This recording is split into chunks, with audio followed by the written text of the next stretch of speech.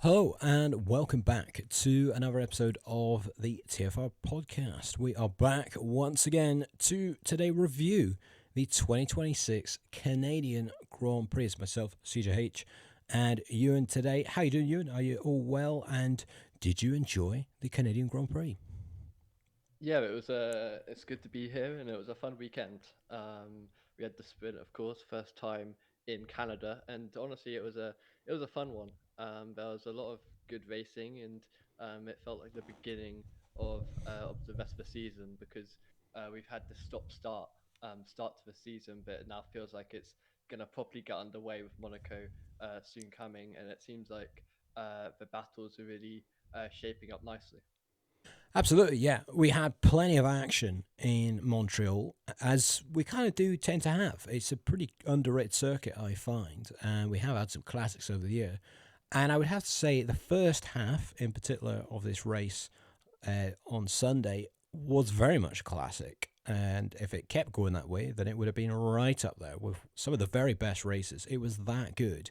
But it did peter off a bit, and we'll kind of get into the nuts and bolts of what happened during the Canadian Grand Prix. It was obviously George Russell who was dominating the weekend up until Sunday. He got sprint pole and then went on to win the sprint race after a pretty titanic scrap with his teammate Kimi Antonelli. I mean, we had a fantastic battle between the pair where kind of Antonelli chucked it around the outside and then ended up having to go off the track. George then had to put the anchors out himself to avoid, a flying Antonelli across the grass. And then they kept going on and on, and until Antonelli kind of locked it up, and then Norris actually picked up a second place.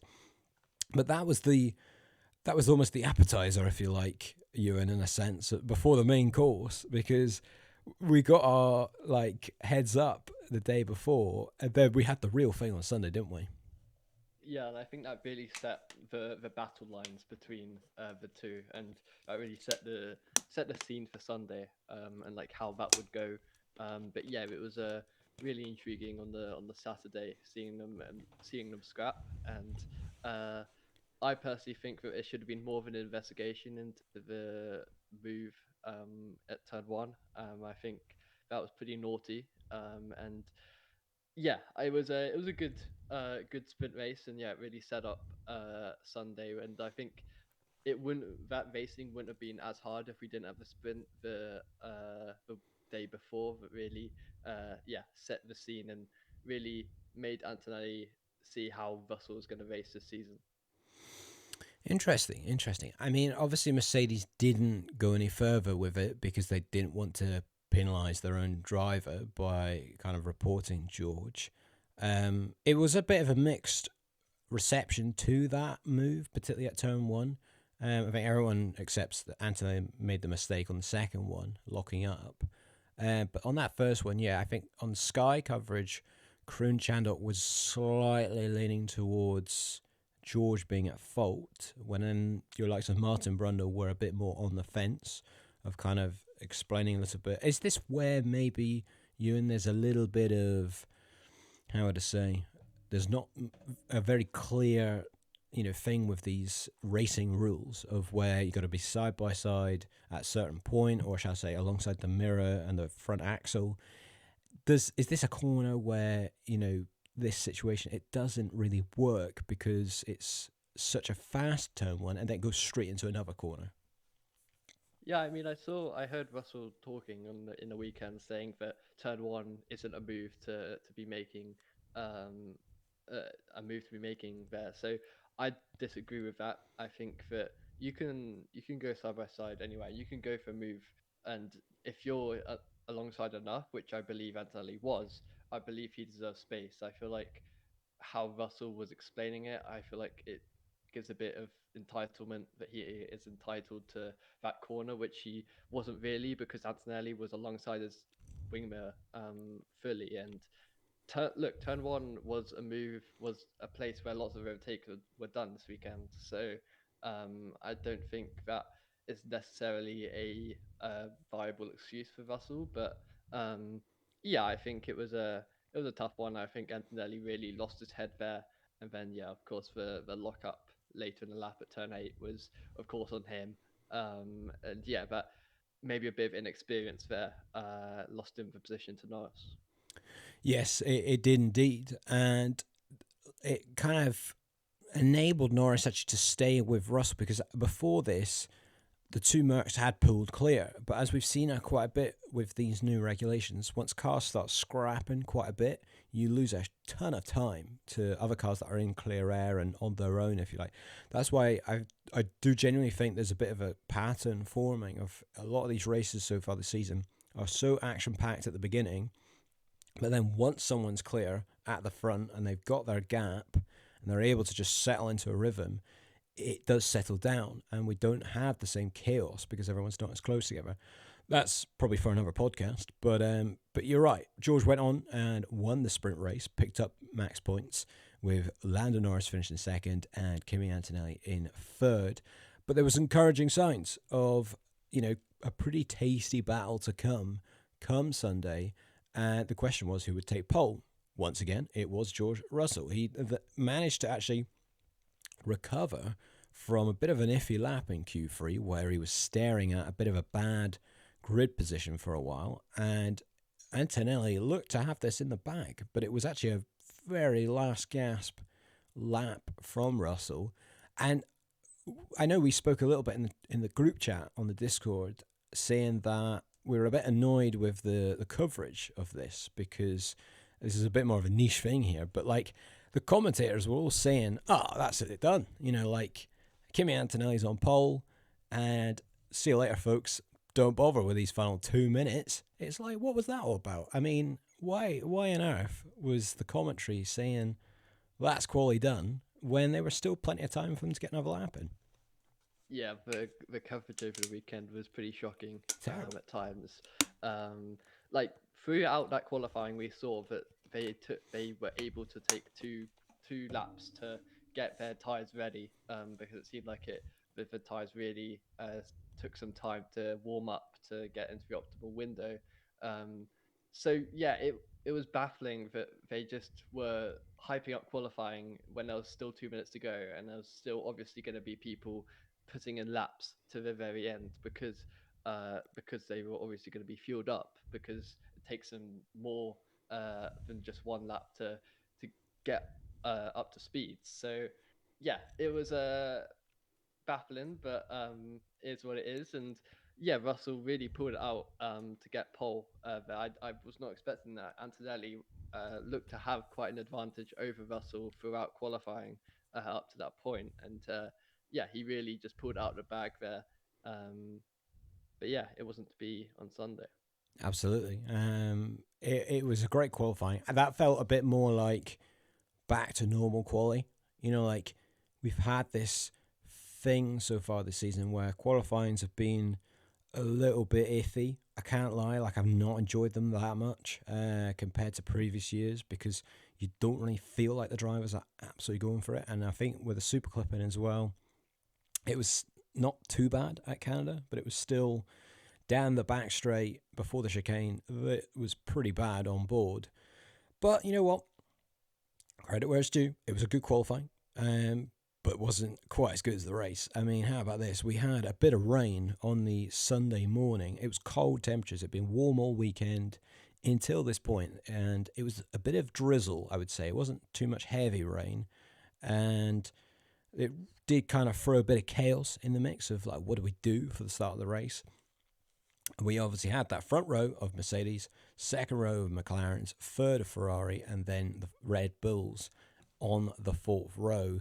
And yeah, what about this with a start? I think the big talking point here was McLaren dropping an absolute clanger here. I know you're the Norris representative here, shall I say, but oh my goodness, what on earth happened there, Ewan? Yeah, I mean I knew it was a mistake before the race even started. I saw that everyone on sauce. I was just like, this race is out the window already. Because yeah, like I could see where they were going at because of how like long the tires took to heat up. But it after about 3 laps, they're gonna have to box again. and then they're going to be last anyway. Like I feel like it was so easy to see what was going to happen, um, and even if they're going to get a jump off a line like they did, like Norris did, um, it's not going to mean anything because they're going to have to box to the back. So baffling once again. I do not understand uh, why they would take that risk. They did not need to take that risk. They had good pace over the weekend. Um, Almost they were getting closer to Mercedes. They were like a tenth or two back on Friday sprint qualifying, and they were even closer on Saturday. So there was obvious progress there. And look, we saw Norris keep with Russell. So who knows what would have happened on Sunday with both Russell and Antonelli making mistakes left, right, and centre. So it was up for grabs, and so many points lost for McLaren. That was a clanger. Yeah, I think so. Obviously, the added thing with this was all because it was a delayed start as well. Because young Arvid Lindblad, who had a great qualifying, actually getting into the top 10, didn't actually start the race because the car went kaput before he could even get off the line, couldn't get it moving.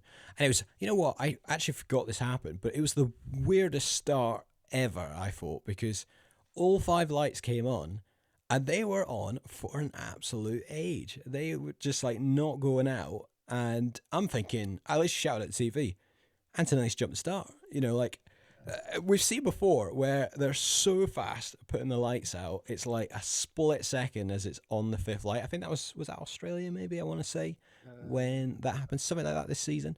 And then here we are in Canada. I'm thinking, bloody hell, they've gone the other extreme here. They're waiting like a minute or something to put the lights out. But it obviously was because of Lindblad. But I did find that was quite funny how like everybody was just revving the engines like mad, ready for the start of this thing, which didn't get going for a good few laps because it took an age to get Lindblad's car off. And obviously, Piastri was on the radio pleading McLaren to bring him in the pits and saying that he thinks fresh soft tyres is going to be a much better option instead of suffering the intermediates for when they kind of get too hot, if you like, and lose all their grip. I mean, Norris maybe not as much so, but did Piastri make enough of a case there for them to bring him in? You know, like obviously I think we both agree they probably should have pitted, but do you think like Piastri, you know, in that moment they should have obviously, you know, gone with his decision? I mean, why do you think Norris maybe didn't, you know, to add another element in that, why do you think Piastri was and then Norris wasn't, you know, because I know like Norris took the lead, so it was like a bit of a funny scenario in some sense. Yeah, it was a tricky one. I think Piastri had not much to lose in this weekend, but obviously he saw the track conditions and just felt that it was too much of a risk. Like most people, I think Norris was actually, he said in an interview after that he was actually quite of an advocate to start the inters. Really? But yeah, I think Lando, it's unfortunate for him. I don't. I think he was given information from his team that there would be more rain than there was. I think that might be a reason to why he didn't really push back on the decision. I think maybe Piastri just saw the conditions itself and felt that Inters were not the right decision. And on the formation laps, I think them both were calling to box. So yeah, I think in general it just goes down to the strategy team and the people that observe the weather and see what's coming. Absolutely. The McLaren strategy team, they have done some clangers over the years because I remember Qatar at the end of last season, they had a shocker there. And then even the whole Vegas thing with how that played out with, you know, was it I can't even remember what that was, but the point being, they've dropped quite a few bad ones here. Even if you think the start of this season, the fact they couldn't start the race, both cars in China, you know, they need to start getting their act together, I do think, here, without going too harsh on it. I just think, like, they've missed so much kind of points this season when that car is actually not bad. It's actually not too bad, and I definitely think it's better than Ferrari right now. I think the McLarens should be finishing ahead of them, but they are absolutely throwing away points at the minute. And do you think, like, obviously, the added thing here is, both cars basically were, done dusted in the race. Norris had to retire fairly early on due to, was it a power unit issue? Not to put you on the spot. Yeah. Yeah, I think it was Um, an yeah, and then Piastri absolutely cannonballed into the side of Albon, like burst the sideboard of the Williams, and basically ended both of their races because he got a penalty and Albon was out. So it was just a disaster all round for McLaren. Is this, how much of a problem is this, Ewan? Because I said about the examples there of, other big mistakes. This is a multi-championship winning team now. They've won the last two seasons constructors championships, and obviously the drivers with Lando last season. This is not what we would see from a Red Bull and Mercedes, and I know that's a bit of a cliche thing to compare to, but surely they should be putting themselves on that pedestal now. Yeah, I agree. I think operationally they're still a ways away from Mercedes and Red Bull. I think you see Mercedes and Red Bull really just completely on it with strategy and with communication between driver and engineer. I think McLaren are still a way away, and we've seen that when when they had the dominant car, which kind of carried their strategy team because they didn't really have to make too many decisions. Um, and then when you see wet conditions or things like Baku when the pit stop is slow and that costs Norris like a P7, it's just McLaren. They're they're making progress. Like their upgrade department is super strong, and the way they make progress with the upgrades is their best trait. But operationally with the strategy team, they're really quite far back from the likes of Mercedes and Red Bull, who really have great communication between each other. So that'll be something they'll be looking at. Of course, they'll be learning again where they went wrong this weekend. So um, yeah, I think it's a work in progress for McLaren operationally with the strategy. Yeah, definitely. I think they've got to get this sorted pretty soon because I still think there's lots to play for this season, and they've got a car that should be in the mix. It should be right up there. Maybe not beating Mercedes because I think Mercedes were a bit on another level in Canada. But they should be maximizing on what they have right now. And so yeah, very frustrating. And I'm not even a McLaren fan for crying out loud, or a Norris or Piastri fan. But yeah, bit of a waste of a weekend, like we've seen already quite a few times this season. But moving on, we obviously then had the big battle. I can hype it up as much as I want, but it was like the Silver War or whatever that edit on YouTube. It's like part 4 or whatever it is now. After those 3 years of Rosberg Hamilton, it's all over again now, isn't it? Surely. We had Antonelli fired up from the sprint, kind of losing his head a little bit. I think he was a little bit hot under the collar, which is to be expected, considering his age and how raw he still is in the sport. But he was giving George Russell a run for his money. And I tell you now, Ewan, this is an outright Russell circuit, so that would have kind of maybe unsettled George quite a lot, to be honest. But they were just lap after lap after lap, chopping and changing positions. There's a great shot at one point, I think, where they're heading to the final chicane. I think George locked up going into the hairpin beforehand, and they are literally wheel to wheel, and it's about who is going to brake later or give in. And that for me is like peak F1. That, like, it wasn't like when I was alive, but it kind of reminds me of that clip of like Senna and Mansell at Spain, I think it is, when those two cars are going like side by side down a start finish straight, and they're like super close.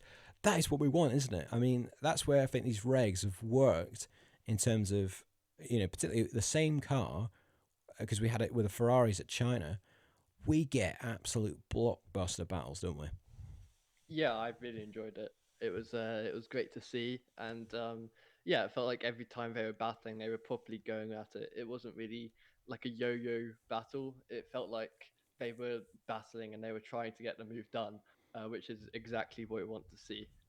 So it made every move feel valuable, and it made every move feel like it had to be done because if, say, Antonelli got in front, he looked a little bit faster. If you got in front, I feel like he would have ran away a little bit, but yeah, it was really great, and they were almost like tire rubbing into that last chicane, like you said.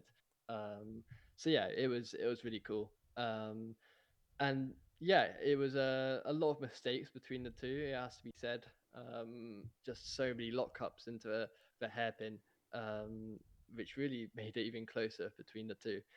Because every time one of them made a mistake, the other was back in it, and so yeah, it made it really exciting. And I think what made it quite interesting was you saw in qualifying at the end where they take a photo and Antonelli was standing so far away from George Russell, and like I feel like that's the kind of rivalry you want to see because you saw like Yeah, Norris and Russell really close, Antonelli quite far away from Russell, so it's good to see that rivalry. absolutely. I think I've got the picture that you're on about. I'll speedily find this.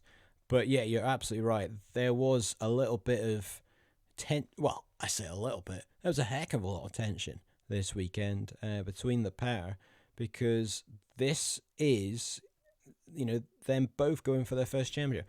I'll see if the camera picks this up, but you can kind of see there is like George. My phone's a bit too bright, but you've got your George celebrating, pole, and then it's like Antonelli there, like you say, miles away over here, kind of like getting a drink or something. But you can tell that he is getting so wound up by it. And this battle, it was just more of the same, where I think both of them were just getting more and more pushing it to the limit without actually physically touching tires.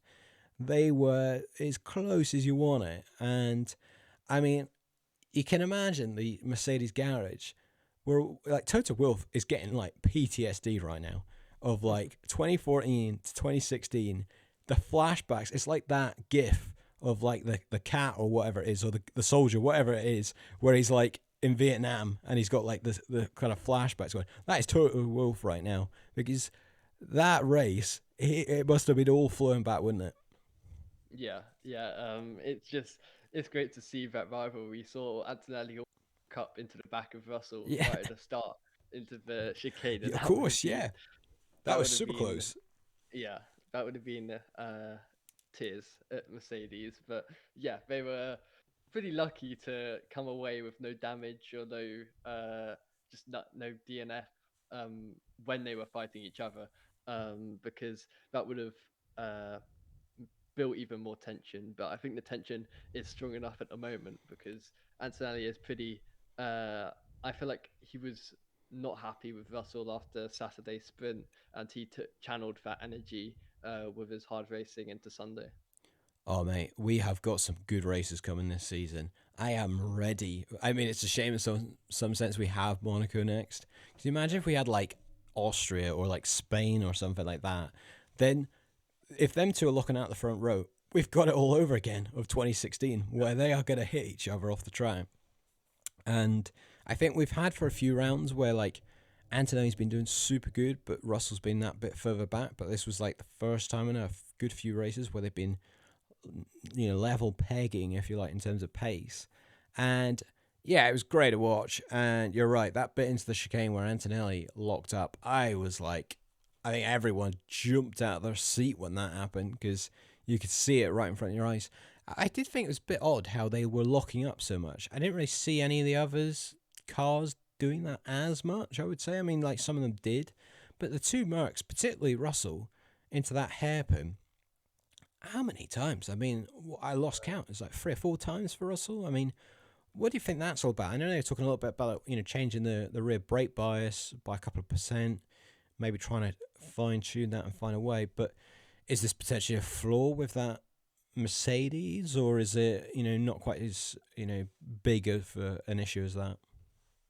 I don't know. I think it might have just been he was struggling all throughout Sunday. He was struggling at that hairpin, and sometimes you just have that at some corners. You just are really struggling at this one corner. You just can't seem to get it right, and it seemed like Russell was trying, and uh, yeah, it seemed like he was just really struggling at that corner for some reason or another. Maybe his tires weren't hot enough going into that corner, therefore locking up. So yeah, it was an interesting one, but um, yeah, it eventually didn't really matter because of course Russell went off at turn 8 and eventually his car gave way.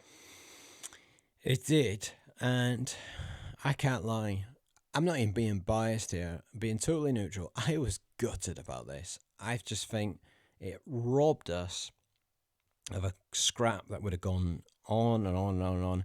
I probably would have boiled over, and then both Mercs are in the wall or something. But it just denied us. They were still pretty close at this point, and yeah, like you say, going into the second chicane, if you like, of the lap, um, yeah, the car just totally shut off for George, and he kind of bounced over the grass. And as soon as he rejoined, it was going no further. He lost all electronics. And I think they have confirmed it was a power unit failure. I think I don't know that 100%, but I'm pretty sure it was something along them lines.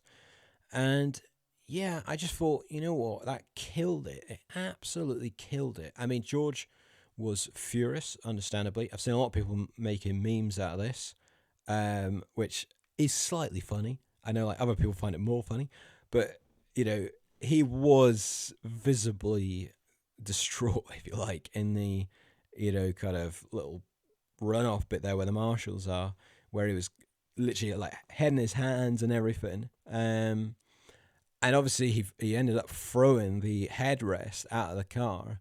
Quite a symbolic picture, I think, potentially this season. It could be a little bit like how Norris had his moment at Canada last season, or Hungary even, kind of more similar, where, yeah, these kind of moments are huge in a championship, and especially for your teammate and now rival to go on and win the race. How big is that DNF for George? We're very early. It's only 5 rounds into the season, but Antonelli now has got a whopper of a lead in the championship. I mean, we've only had 5 races, and it is already, well, the quick maths on that, I think it's around 53, 52 points around that mark. It's not looking great, is it? Yeah, I mean it's pretty huge in the championship in terms of points, and yeah, it's not looking good for Russell at the moment. But look, anything can change, and like you said, it's only been 5 rounds out of 22, 24 maybe. So uh, yeah, he'll be gutted with that, and yeah, but in another sense, he can really drive in his own self right now with no pressure. He doesn't really have the championship lead at the moment, so he can just drive out there and just go for it. Really, doesn't really have anything to lose. Antonelli has it all to lose, and it's got to be said, Russell has had all the issues for Mercedes this season. So, um, yeah, Antonelli's gotten relatively lucky. It has to be said with his Mercedes engine at the moment. So maybe that will come back to bite him later in the season. We'll have to wait and see. But yeah, it's always going to happen in the new engine regulation. But yeah, he'll be frustrated, but maybe it'll do some more chaotic or more fierce racing with Russell having to make up a margin, having to go uh, a bit more aggressive against Antonelli into some quarters and for the rest of the season. Yeah, I think that's the point. Now, Russell know that that's a pretty seismic gap. That before it was about 20 points. I think after the sprint, you can kind of get away, with that. It's still super early in the season, and we've seen much bigger swings in the past, but Antonelli is just on a roll at the minute. I mean, I do think this is handed to him in a sense because the Mercs were so much quicker than anyone else. You know, as soon as that happened, he's won this race. But that is 4 on the bounce now. First ever driver to win his first 4 races on the trot. And yeah, it's again early days, but I can't really see anything kind of changing right now because it's like I've got a thing here of to do with and some of the races you're saying there about him being a bit lucky, which I know you could say that sometimes for 1 or 2 races, but I do think Antonelli has had a real, the rub of the green, if you like, this season because in Japan he had the safety car because obviously he had a bad start in Japan and also got in quite a lot of battles, but the safety car actually put him back into the lead and he obviously went on to win that race. So that was pretty lucky. In Miami, um, I would say McLaren probably dropped a bit of a clanger there. Maybe didn't react to the undercut from Antonelli. That one maybe less so. But, I think McLaren weren't quite there on the ball when Mercedes maybe outdid them there. So that one maybe not as much. And then, yeah, obviously, this weekend with George. And I think, yeah, it's only 3 races, if you like, where we've had those kind of things.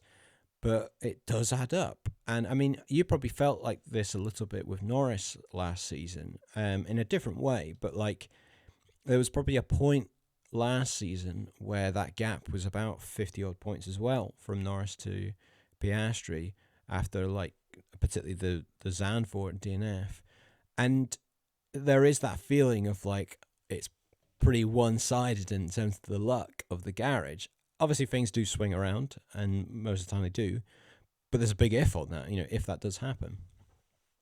Yeah, and I think Russell has enough time to make that margin back. I think yeah, he's looking okay. I feel like Antonelli did honestly have better pace in the race on Sunday than Russell, which will be a little bit concerning for him.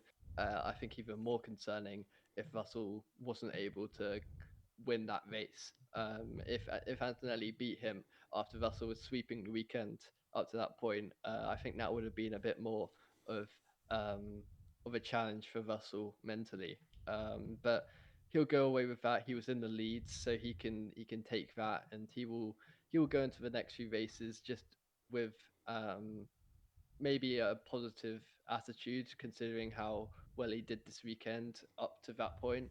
Um, but yeah, just some warning signs of Antonelli's speed in the race. I feel like he really showed some great speed, and he looked quicker than Russell. Russell just looked a bit more controlled, as you'd expect. He's got more experienced, but Antonelli at one of Russell's best tracks seemed to be a bit quicker. So yeah, we'll see how that works out for the rest of the season. But um, yeah, it's unfortunate for Russell, and yeah, it's just still a long way to go. So loads of points are still up for grabs. I think it was 34 points between Norris and Piastri after Zandvoort, and like 9 races left. Like it's Mm. there's still loads of points to up for grabs, and anything can happen. And with McLaren, sorry, getting even closer, you'd expect it to be maybe more points getting taken off the Mercedes. It just depends. Russell needs to be on this A game at this point. Yeah, absolutely. And I think for Russell, he kind of maybe needs a bit of that because if the other teams get involved, then there's more potential for drivers to drop points because that's what I think we saw last season. Start of the season, McLaren were pretty unstoppable, so there wasn't much chance anyone was going to take off any points. But then, particularly the second half of the season, other teams were a bit more in the mix, particularly a certain Max Verstappen, who, was on the podium every single race after Hungary all the way to the end of the season. And Piastri had, I think, one of the all-time worst bottles of a championship, of all time, which I know sounds a bit harsh, but he had his race at Baku and then Brazil, and there's other examples as well, where it all fell apart. And Norris was chomping at a bit, trying to just take those points out of him. and did that in the end to become world champion. That's what George needs to probably tell himself now. You've got to stay in this right the way to the very end, and that's what he'll be doing. Because, yeah, for him, this must feel very odd. Last season, I was beating this young rookie Italian quite comfortably, and then I'm thinking, I've got the best car by a distance going into this season. I've won the opening round. This is going to be, a dream season. Oh my God, has it like backfired now? I think there's been more cancelled races than Russell wins. Is that right? Yeah, yeah. Yeah. Yeah, I think Russell's won Australia, and that's That's it. it. And Bahrain and Saudi Arabia also got cancelled. So, yeah, it's pretty mental how he's only won one, and I feel like there's so many similarities between last season and this season in terms of Russell and Norris, with Russell and Norris both winning the opening round, but the rest of the start of the season really didn't go as planned, and their uh, inexperienced teammate uh, proved why they're there, and beating beating their teammate Russell and Norris week in week out. But let's see as we go into the European season. I think this is going to be crucial for Russell to really uh, get some points over Antonelli in the European season, where Antonelli did struggle last season. He It's like did. when Piastri struggled in the Americas seasons before, and then that theme carried on. Let's see if that theme carries on with Antonelli struggling in the European season. Yeah, because we definitely see this. We see this with drivers where they do suit certain circuits over others. For example, Charles Leclerc, I actually checked the stats on this, and his best result in Canada was one podium that he's ever had, which was third in 2020. I think it was 2023, maybe off the top of my head. I will probably be wrong with that, so I do apologise, listeners. But the point being, he has an awful record at Montreal, and that kind of proved to be the case on Sunday. It didn't have any pace compared to Hamilton, who looked revived. And conveniently, this is a circuit where Hamilton has won something like 7 times. I mean, how much do you see of that, of like drivers driving styles suiting certain tracks? Because obviously George was saying about this at Miami that it was just a track that he just doesn't like and it doesn't work. Is that a kind of acceptable excuse if you want to be world champion, or is there something behind that, Ewan? I think there's definitely something in that. Whether it's an excuse, I'm not so sure. I think it's just one of those things. Uh, if you struggle at track, you struggle at track. But if it turns out to be a bit of a pattern with more than one or two tracks, uh, then you just have to work on those tracks as much as you can. But if you've got one or two bogey tracks here and there, like Hamilton with Monaco, I'd say is a Very bogey true. track for him. Um, so yeah, it's a it's not an excuse, but it's just if they have one or two bogey tracks, I don't think it's really something to read into. But yeah, the likes of Piastri, who had too many races off the boil last season, and that really cost him when the car was still performing well. Piastri was really off it. It's quite the same this year with Russell and Antonelli. Even when Russell and Antonelli struggling, they've got the car to propel them back up to the podium. Yeah, it's an interesting topic because I always think you look at a driver like Verstappen or even Sebastian Vettel, to be honest, and I'd maybe chuck Michael Schumacher in this. I don't think they had any like bogey tracks. Verstappen maybe at Singapore, I could maybe say that, but particularly Vettel and Schumacher, I can't think of anything off the top of my head. Which is a funny thing because obviously Hamilton, I think we can say that, but then I would say he's got tracks that he's like unbeatable at in some sense of like Hungary, China, Canada. I mean, would you agree with that? Or I saw you thinking there, so I'm ready for you to tell me I'm wrong. But No, yeah, I agree. I think, yeah, even Verstappen, I don't think Singapore's really a bad track for him. I think it's more just a Red Bull bogey track. But then again, you think back to 2022, he made a few mistakes in the wet there. But yeah, I think it's interesting. I think uh, a few bogey tracks is fine, but when it comes to like 4 or 5, I think then you have a real issue that you have to sort. But yeah, I think the likes of Verstappen, Schumacher, Vettel are without really bogey No tracks, and weakness. even yeah, I think, even their weaker tracks are still pretty good. yeah, and obviously, I think when they have seasons where they basically win almost every race, kind of tells you quite a lot of like they're pretty much on it everywhere.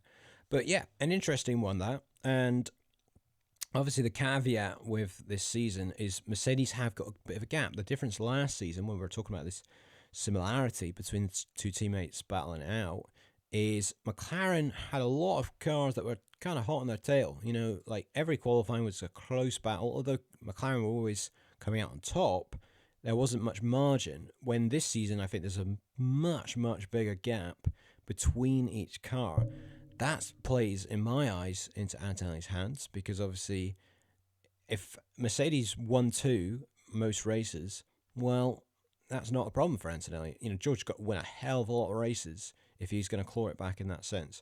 But anyways, we'll keep it on that. I think that's a bit of the key point of the race wrapped there. Basically, not much happened else for the rest of the race, but we will cover off some of the other things. We had a good old-fashioned scrap between Lewis Hamilton and Max Verstappen. I always think it's a great battle when these two are close on circuit, and I think every time they have a battle, I'm always reminded of 2021, and I can never escape that in some sense.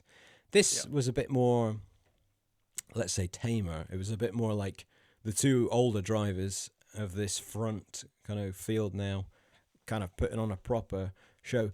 I mean, I think, though, Hamilton's move around the outside of Verstappen, this is maybe a bit of a hot take here, I think it was slightly overplayed that because I do think it was a bit of a battery pass. I think Hamilton used the overtake mode perfectly, but he did just kind of get ahead of Max before actually the braking point and then swoop around the outside. Do you agree or disagree, Ewan? It's absolutely fine if you think it was a brilliant overtake, but do feel free to state your case. Yeah, I mostly agree. I think it was mostly done before the braking zone, but yeah, I really enjoyed that battle between them. There wasn't much side by side action between them, but you could just see how they were jockeying around at the braking zone, making sure that the other uh, wouldn't pass. You could just tell that they have history, and I feel like having Hamilton hunting down on you, that's one of the scariest things in Formula One. I think he is a proper hunter, and with his competitive spirit, I think Hamilton uh, is always going to go for it and going to find another gear when hunting down someone, and especially Max Verstappen, his infamous rival. So yeah, it was a good battle to see. Of course, no real side by side pure action, but I think there was enough jockeying between them, and there was enough tension between that, and what seems like Ferrari have a bit over Red Bull at the moment, because even with Hamilton making a mistake earlier in the race, he was still able to gain back like 4 or 5 seconds, was it, on Verstappen. So yeah, it looks like Hamilton has a decent advantage, and he did. And the Ferrari looks okay, just away off the Mercedes and the McLaren now. But with them out, and with Russell out as well, they were able to pick up both a podium. Mm, absolutely. They were both on the podium. Only Hamilton's second ever for Ferrari, but Verstappen's first of this season, and quite a big deal for the Red Bull Honda.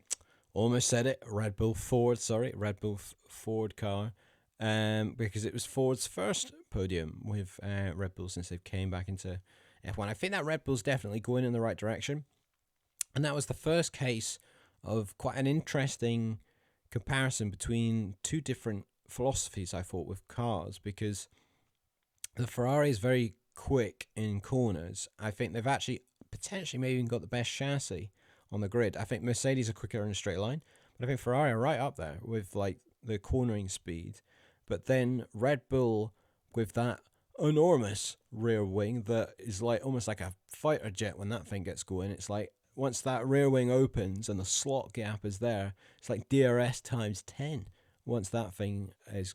And that was the interesting thing with the battle because you had Verstappen with the top speed advantage, but then Hamilton was quicker in the corners. So it was a real interesting dynamic, which I look forward to seeing that a bit more this season of like cars with different ways of kind of interpreting these rules, because that's kind of what we want, really. We want not everybody making it a spec series. So yeah, I thought it was a great battle, and Hamilton obviously coming out on top and very much enjoying himself on the podium after the race. And then, yeah, to kind of run through a bit of the result, obviously Antonelli winning, Hamilton and Verstappen on the podium. Charles Leclerc was 44 seconds off Antonelli come the end, and a good 34 seconds off Hamilton. A weekend to forget for him, Ewan. I mean, it's very frustrated. He still got fourth, which in some sense is not terrible.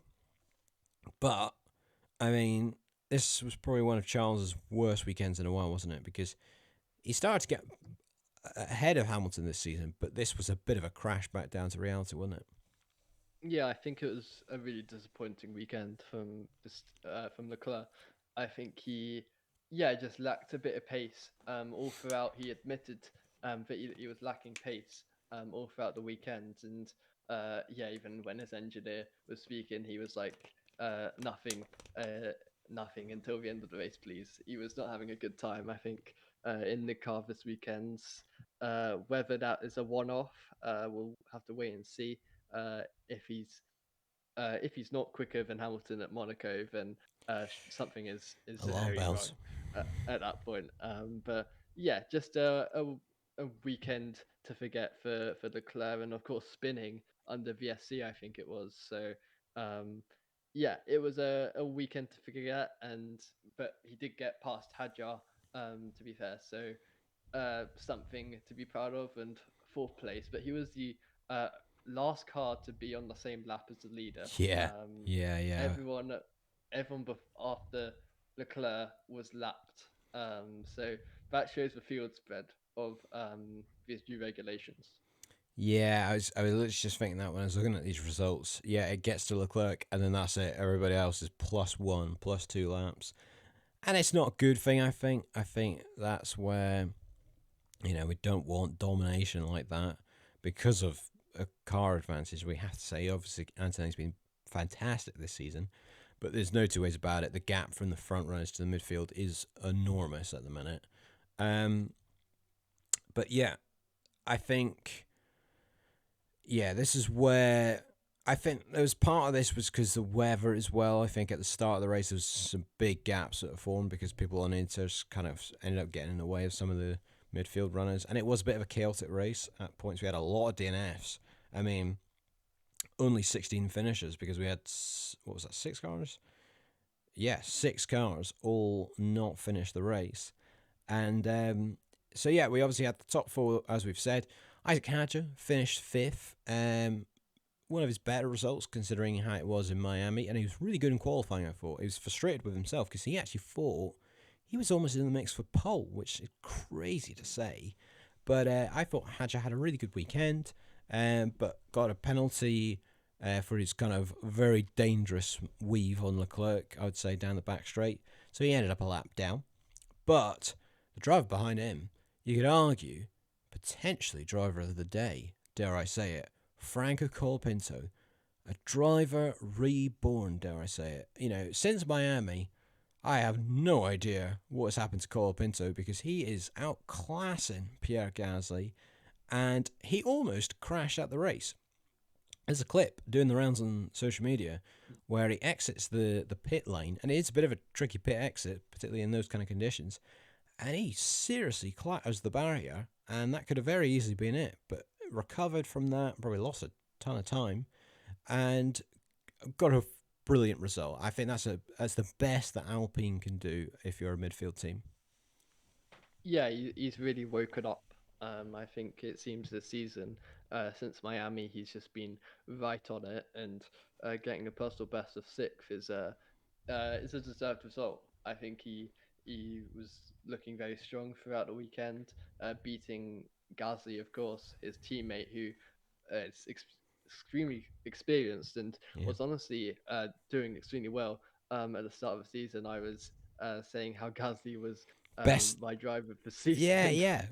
Not um, even you. I'm calling the rest out. We had Mo Silver as well. I think even Jeff Capri said it as well. You're all saying, you're absolutely Gasly glazing that he was the next Messiah, driver of the season, give, full praise. And here we are. Colapinto's 5 points behind him. Where's this Franco praise? yeah, What's going on? he's done extremely well. Yeah.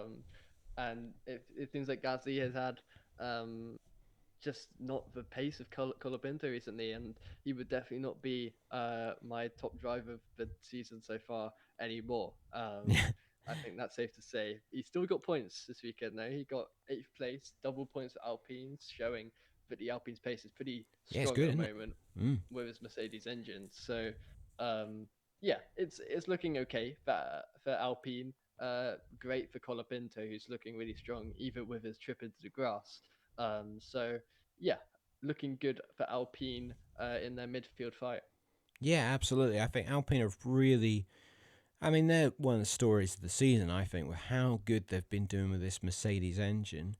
And I noticed they brought a different rear wing to Canada. It wasn't the same of what they've been running so far this season. So they're obviously bringing upgrades themselves, which is understandable.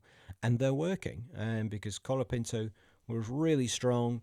And yeah, like you were saying, Gasly in eighth as well. And at the minute, Alpine are comfortably now in fifth place in the Constructors' Championship. Not a million miles off Red Bull, but I think Red Bull will get their act together eventually. And so if Alpine can stay there, they'll be delighted with that. We've got Racing Bulls in sixth on 21, and then Haas just behind on 19 on 7. So it's a bit of a free horse battle at the minute, or race. I don't think we see free horse battles, but a free horse race at the minute for P5 between those teams. And Alpine at the minute are looking super good. We had, if I bring the results up again, we had Liam Lawson in P7 with probably his best drive of the season so far. I mean, where'd this come from? I didn't even really notice it, to be honest, till towards the end of the race. I mean, how did Liam Lawson end up in 7th place here? Yeah, I mean he was super strong across the weekend, and I think the V Carb in general was really strong this weekend. Them and Alpine seemed like the top of the midfield, and Arvid Lindblad lad was looking super strong, even getting in the mix in qualifying with the front runners in Q1 and Q2. But yeah, unfortunately, with that clutch issue at the start, he wasn't able to start the race. So I don't think we saw the full potential of VCarb really. I feel like they could have definitely been in a proper scrap with Alpine for that sixth position. But Lawson himself had a decent weekend, and he took home P7, which is a great result for him and Racing Bulls in their fight in the midfield. So they're going to be happy with the performance of their car so far. It's just whether they can keep consistent with the upgrades. Yeah, absolutely. VCarb did look strong. Lindblad, it'd be interesting where he would have finished if he actually started the race, because he obviously outqualified Lawson. Um, but yeah, I think VCarb have stepped ahead of Haas at the minute. I'd say Haas are the ones that have slipped back a little bit. Ollie Behrman did manage to nick a point. Carlos Sainz got 2 in ninth, but Behrman finishing in 10th. Williams and Haas, I think, have slipped back a little bit and are behind Alpine and VCarb. Obviously, it could just be that circuit. But I do think those two teams, after... Well, Williams never really got going so far this season, so it's more like from last season they're still slacking here. But Haas, I think, has such a good first few races, and then they're starting to tail off. I mean, Behrman has been caught by Gasly now in the driver's standings. Lawson is just behind. Lawson with 3 times the points of Lindblad now, so that is something to keep an eye on there. I think the only other kind of few things to round off that we haven't mentioned yet, Audi were 12th and 13th with Hulkenberg ahead of Bortoleto. They had a bit of a rough race in the end because they started on the intermediates, and I think they lost a bunch of time from that. And they've not maybe quite got the pure pace to get into the points right now. But I think they are going in the right direction. But a bit of an iffy weekend for them. Esteban Ocon, I think, was in a similar boat. He was 2 laps down as well in the end. And then we had Cadillac. Perez, really good race in the sprint. I thought that was actually one of the performances of the weekend, Ewan. I mean, where did he finish in? Was it 10th or 11th, something like that? Something like that, yeah. Yeah, I mean, in the Cadillac is like, you know, out of nowhere, really. So that was really encouraging for them. But in the race, it was back to the reality of Perez had to retire, Bottas 4 laps down, as well as Stroll being 4 laps down. Alonso didn't even make the checkered flag. So Aston Martin and Cadillac are very much still the back markers of the grid. They're still a mile off, and Cadillac I can kind of take with a pinch of salt, although Bottas was 8 tenths slower than Perez in qualifying. Is that something that we need to keep an eye on here? Is like Bottas being that far off Perez, or is that maybe car issues? I mean, when I saw that come up, I was like, that's pretty embarrassing. Yeah, I think they're too far off to really look into the gaps at the moment. I think they're maybe just testing things, and they're not really in a competitive battle at the moment. I think the 8 temps Bottas will certainly not be looking at that, and I don't think Perez will be either. I think they're too focused on just making the car better and understanding the car together. I think he won't be thinking about that too much. It might have just been a mistake here or there in the car. But yeah, I don't think it really means much. But I think what does mean much is that they were getting lapped after about 11 laps in the race, I know, which is not great. pretty shocking, to be honest. But yeah, we'll let Cadillac off because they've just joined the sport. But Aston Martin, no excuses. Absolutely. They have to find something soon. They didn't even bring upgrades to this weekend. It's embarrassing. Um, It's absolutely so embarrassing. I think it's yeah, terrible. They've got they've got so much going for them there. But Alonso, am I right in saying it was either the sprint or the main race? He had to retire because the vibrations basically see, yeah, r- dislodged his seat from the damn car. I mean, what on earth? I've never heard of such a shambles. I'd go as far to say, Ewan, this is worse than McLaren and Honda in 2015. I think this is worse than that right now because that was pretty horrific. But we're what, 5 races in now? We've had plenty of time for them to get that sorted, and it ain't going to get fixed, is it? I mean, I'm starting to genuinely believe that there is no kind of silver bullet here, and they're going to magically suddenly get it sorted. It's crazy. We were talking about before, Ingenuity, Honda engines, Fernando Alonso. This could be the last swan song for him, and blah blah blah.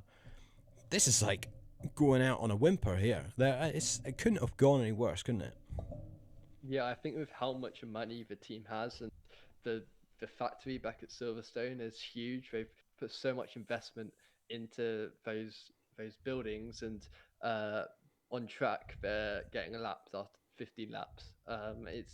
It's nothing short of embarrassing. And yeah, with how much investment Lawrence Stroll has put into the team, for that to be delivering, and Adrian Newey uh, joining the team, and I'm sure that was nothing short of expensive either. So yeah, they're at a loss at the moment, I think, and it's just gone horribly for them so far. So um, yeah, I if they don't have an upgrade in the next few weekends, then by Spain. So in 2 weekends' time, maybe not Monaco because it's unrepresentative. It's a street circuit. It's like no other. But Spain, come on, it's a testing track. You got to bring upgrades there because if you're not, you're just missing out on critical data if they haven't already. Yeah, absolutely. It's shocking stuff, and I actually hope that they can just get it sorted, because then we don't even have to talk about it anymore. I've ranted about it already about 5 times, and we've only had 5 rounds of the season. So, anyways, that is your lot for this week. We've, I think, covered everything from the Canadian Grand Prix. I thought it was actually a really good race. Maybe had a bit of a bad second half to it and, fizzled out. But you know what? We'll take what we can get. And I think the weekend overall, it was great to have F1 back. It's been too long. The months of April and May have been awful for F1, to be honest. We've had 2 races in something like 10 weeks. But we'll be back in a couple weeks' time for the Monaco Grand Prix. Then we've got Spain, or shall I say the Barcelona Grand Prix, straight after that. With then, I think, the Austrian Grand Prix at the Red Bull Ring after that one. So we're finally getting into a bit of momentum here, and the season is rocking and rolling. Thank you, Ewan, for joining me on today's episode. Pleasure as always. And if you have enjoyed this episode, you know what to do by now. You can subscribe if you're watching on YouTube, and you can follow on your audio platform of choice. Kimi today then is a winner once again. 4 wins on the bounce and more records tumbling. The question is, can Russell bounce back from this disappointment, or will we see a new winner next time out in Monaco? We'll be back to preview that race. We'll see you in the next one.